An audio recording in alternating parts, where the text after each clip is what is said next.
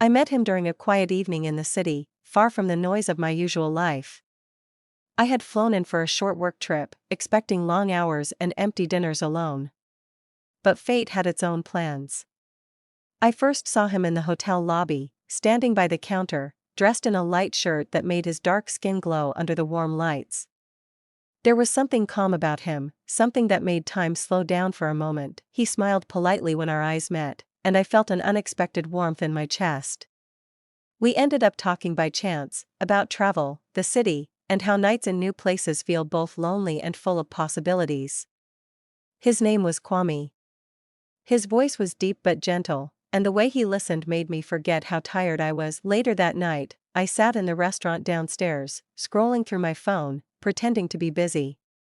My partner had texted a short message, cold, routine, and distant. I sighed, wondering when we had stopped really talking. Then, as if the universe was listening, Kwame appeared again. He smiled and asked if he could join me. I said yes before my mind could argue. Dinner stretched longer than I expected. We talked about everything: his life back home, the places he'd seen, the small things that make life beautiful. I found myself laughing again, something I hadn't done freely in months. Every word felt easy, every silence comfortable. It was strange how quickly he became familiar. When the restaurant began to close, he looked at me and said softly, "Would you like to keep talking? There's a quiet place nearby." I hesitated for a moment, feeling the pull of both reason and desire. It wasn't about attraction, it was about connection, the kind that makes you feel alive after being numb for too long. I followed him out into the night. The streets were quiet, washed in the soft glow of city lights. A light rain had started to fall, the kind that smells like earth and memory. He opened an umbrella and held it above us as we walked side by side. Neither of us spoke much. The silence said enough. When we reached the hotel, he looked at me, not asking, not pushing, just waiting. There was something honest in his eyes, something that made me trust him in a way I couldn't explain. I nodded slowly, my heart racing. As we entered the room, I could hear the soft hum of the city outside, the rain tapping against the window. He set the umbrella aside and smiled, the same calm smile that had caught me hours ago. I didn't know what would happen next, and maybe it didn't matter.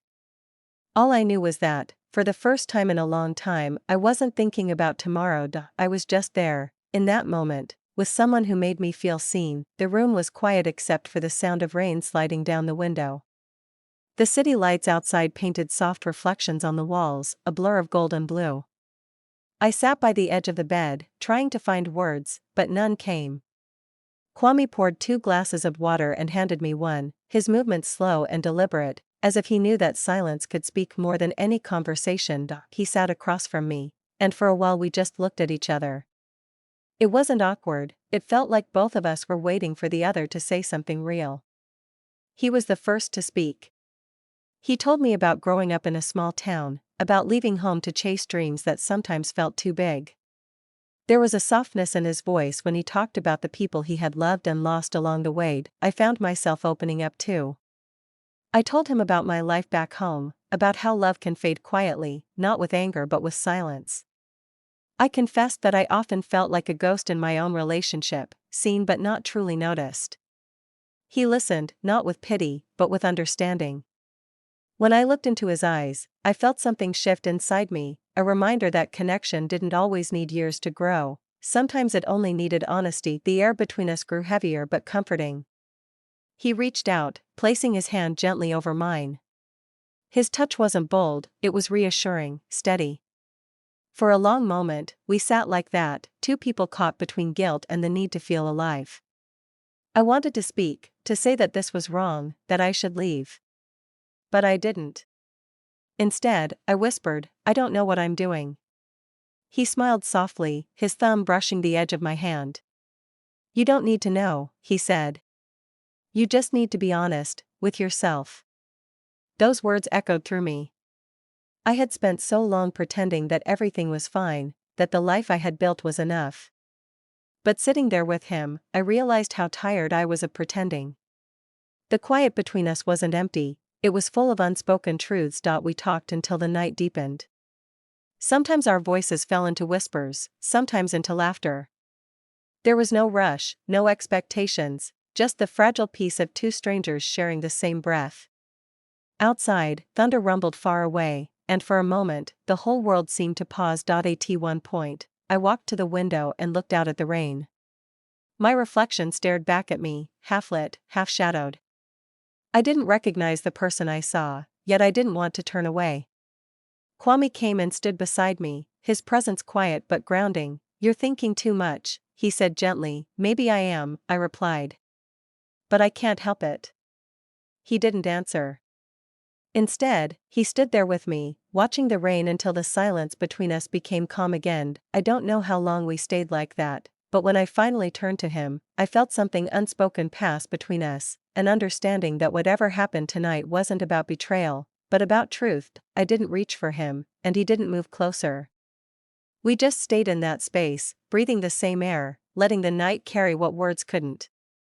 And for the first time in years, I felt my heart beating for something real. Morning crept in quietly, the kind of light that feels gentle after a long night.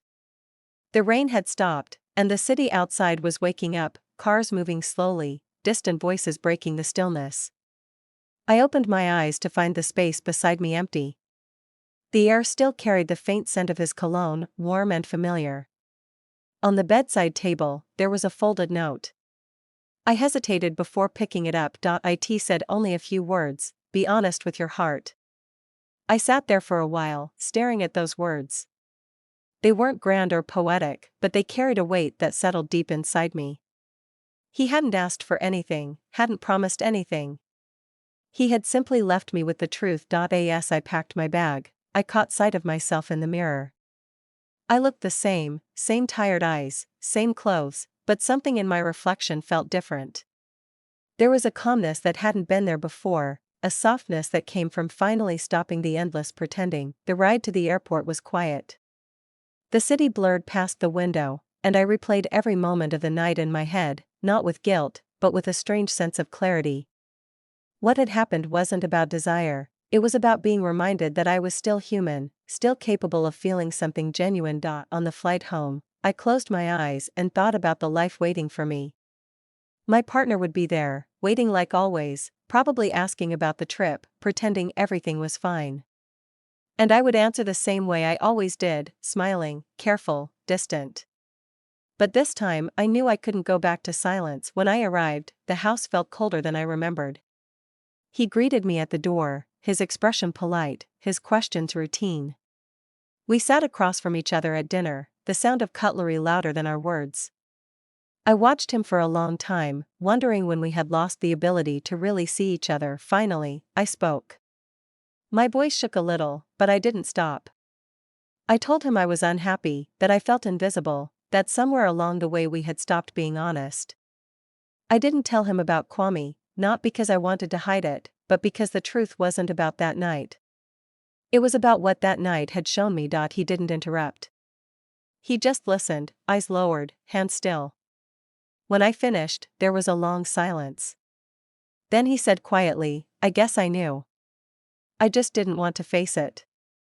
We both sat there, surrounded by everything we had built together, the life, the memories, the things that once felt permanent. And for the first time, I felt no anger, only acceptance. Sometimes love ends quietly, not with a fight, but with understanding. Later, I stepped outside. The air was cool, the sky pale with morning light. I walked without knowing where I was going, just breathing, feeling, existing. For years, I had been running from myself, hiding behind the idea of who I was supposed to be. But now, I finally stopped. The city moved around me, alive and uncaring. I thought of Kwame, of his steady voice, his kind eyes, the honesty in his words. I knew I might never see him again, but that was all right. Some people come into your life not to stay, but to show you the parts of yourself you've forgotten. I smiled faintly, feeling the quiet peace of letting go. The story wasn't about him. It wasn't even about love or betrayal. It was about truth. Sometimes infidelity isn't about hurting someone else, it's about finding the courage to stop lying to yourself. And as I walked into the sunlight, I finally felt free.